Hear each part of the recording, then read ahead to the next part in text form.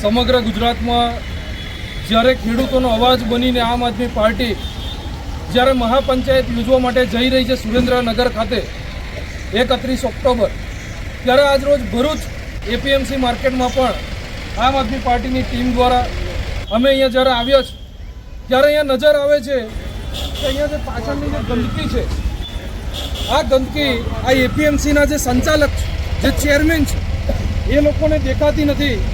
વેપારીઓ પાસેથી ભાડા લે છે, વેપારીઓ પાસેથી દુકાનોના પૈસા લે છે, કરાડ ઉપર એ લોકો પાસેથી પૈસા લે છે, ખેડૂતો પાસેથી પૈસા વસૂલવામાં આવે છે. અહીંયાથી અવર જવર કરતી ગાડીઓ ઉપર પણ અમુક વખતે અહીંયાથી પૈસા ઉઘરાવવામાં આવે છે. તો એપીએમસીના જે સંચાલકો છે, જે ચેરમેનો બનીને બેઠા છે, જે ભાજપના ખેસ પહેરીને બેઠા છે, એવા લોકોને ધ્યાન દોરવા માંગુ છું કે તમે લોકોના આરોગ્ય સાથે જે ચેડા કરી રહ્યા છો, આ ખૂબ દુઃખની બાબત છે. ભરૂચના એપીએમસી માર્કેટની આ હાલત છે. આ એક જગ્યાનો ઢગલો છે.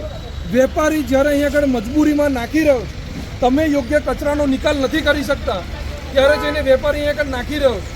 તો આ એપીએમસીના જે સંચાલકો છે, એ લોકોને કહેવા માંગે છે કે વેપારી પાસેથી પૈસા લેતા તમને આવડે છે, દુકાનદારો પાસેથી પૈસા લેતા આવડે છે, તો આ સાફ સફાઈ કરવાની જવાબદારી પણ આ એપીએમસીના જે ચેરમેન છે, જે સંચાલકો, એ લોકોની છે. જો આગામી 10 દિવસની અંદર આ જે કંઈ પણ ગંદકી છે આ દૂર કરવામાં ન આવી તો ભરૂચ એપીએમસીની અંદર જેવી રીતે સુરત